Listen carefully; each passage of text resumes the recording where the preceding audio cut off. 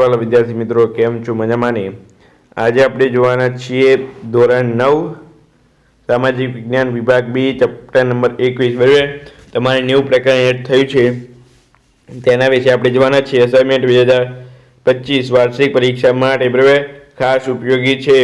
બરાબર, પરીક્ષાલક્ષી તમારે અસાઇનમેન્ટ છે. આદર્શ પ્રશ્નપત્ર સહિત મિત્રો આનું આદર્શ પ્રશ્નપત્રનું સોલ્યુશન પણ આપણી ચેનલ પર મળી જશે. વિડીયો ગમે તો લાઈક કરો બરાબર મિત્રો, લાઈક કરો, શેર કરો, સબસ્ક્રાઈબ કરો મિત્રો, ભૂલતા નહીં. બરાબર, ચાલો આપણે આગળ જોઈએ. અહીંયા પહેલું છે કારના પ્રકૃતિ ખેતી દ્વારા ગૌરવ વંશનું સંરક્ષણ કરી શકાય છે.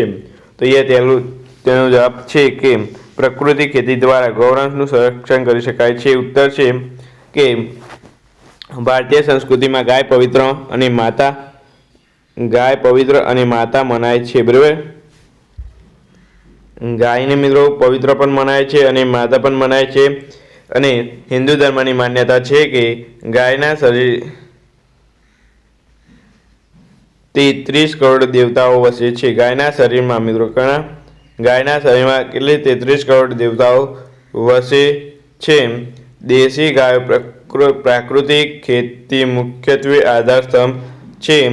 ખેતી ગાય એક ગ્રામ્ય સ્વબળમાં ખૂબ જ મોટી સંખ્યામાં ઉપયોગી સૂક્ષ્મ જીવાણુ હોય છે. એ જીવાણુ ખેતીમાં ખૂબ જ મહત્વ છે. તદુપરાંત ગાયના મૂત્ર, દૂધ, ઘીમાં પણ ઘણા વધારે ઔષધીય ગુણો રહેલા હોય છે.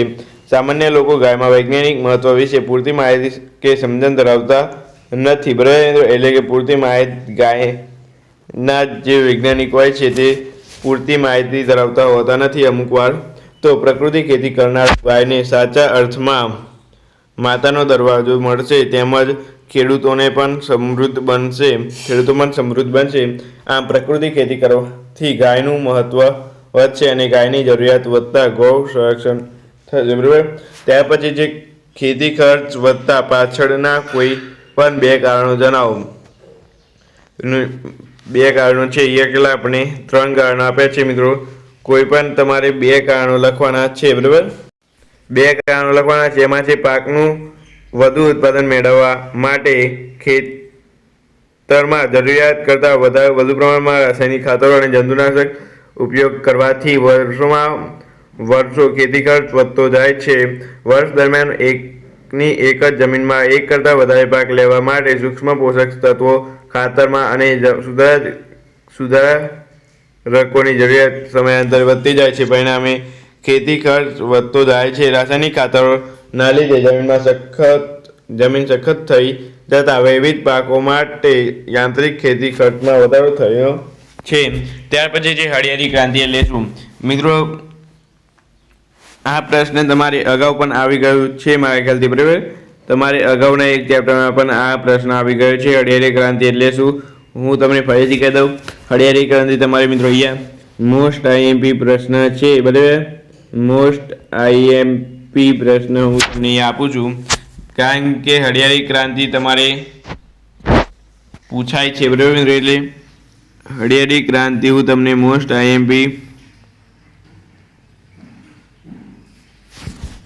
હું તમને અહીંયા કીધું. બરાબર મિત્રો, એટલે ખાસ કરીને તૈયાર કરવાનું ભૂલતા નહીં. બરાબર મિત્રો, ખાસ કરીને આ પ્રશ્ન પહેલાં તમે તૈયાર કરજો, કારણ કે આ મિત્રો મોસ્ટ આઈએમપી પ્રશ્ન છે. બરાબર,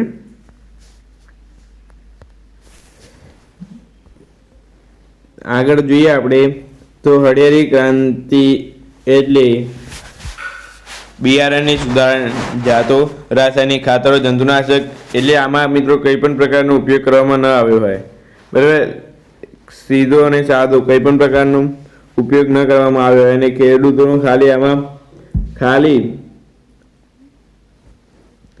આમાં રાસાયણિક ખાતરો, જંતુનાશક, બીજ વિતરણ, કૃષિ સિંચાઈ, કૃષિ અને ખેડૂતોનો પ્રધાન પુરુષાર્થ.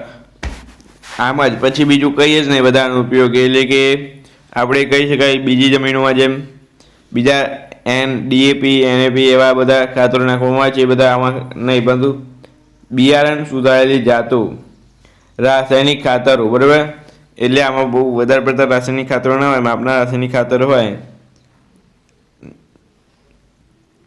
અને વીજ જંતુનાશક, વીજ વિતરણ, સિંચાઈ, કૃષિ વૈજ્ઞાનિક અને વધારે ખેડૂતોનો પ્રચંડ પુરુષાર્થ વગેરે પરિબળ કૃષિ અનાજમાં ઉત્પાદન થાય છે.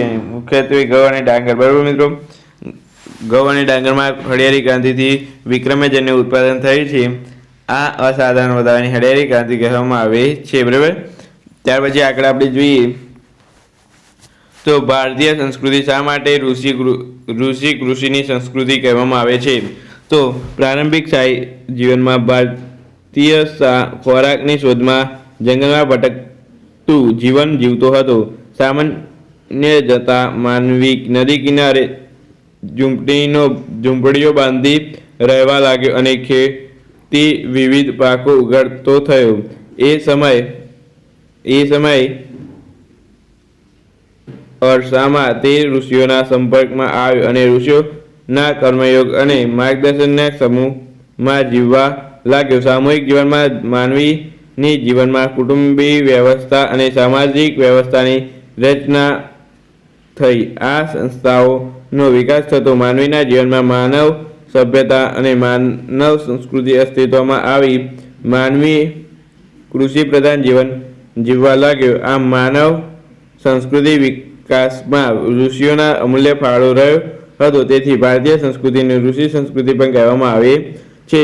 આ રીતે મિત્રો અહીંયા આખો પ્રશ્ન તમને આપેલો છે. બરાબર મિત્રો, એટલા માટે મિત્રો અહીંયા પહેલાં આ પ્રશ્નને 100% તૈયાર કરી દેજો. આ પૂછાય છે કે હેલ્લો છે પ્રશ્ન મિત્રો. ત્યાર પછી છે લાસ્ટ ક્વેશ્ચન. બરાબર, કે પ્રાકૃતિક ખેતી કરવાથી પાણીની બચત થાય છે, કેવી રીતે? તો પ્રાકૃતિક ખેતી પાકના અવશેષો ખેતરની જમીન પર પાથરવામાં આવે છે, જેથી જમીનની ભેજ સંગ્રહ શક્તિ વધારો થાય છે. પરિણામે પાણીની બચત થાય છે. આમ પ્રાકૃતિક ખેતી કરવાથી પાણીની બચત થાય છે. બરાબર મિત્રો, આ રીતે તમે અહીંયા કઈ આનો જવાબ આપી શકો છો. તો ચાલો મિત્રો, તમને 100% પહેલાં અત્યારે વિડીયોને લાઈક કરો, શેર કરો અને સબસ્ક્રાઈબ કરો. જેટલા પણ વિડીયો જોવે છે એકી સંગાથી મિત્રો અહીંયા લાઈક કરો, શેર કરો અને સબસ્ક્રાઈબ કરો મિત્રો. બરાબર, તો આપણે મળીશું આ વિડીયો સાથે. Thank you so much. Video ખૂબ આભાર.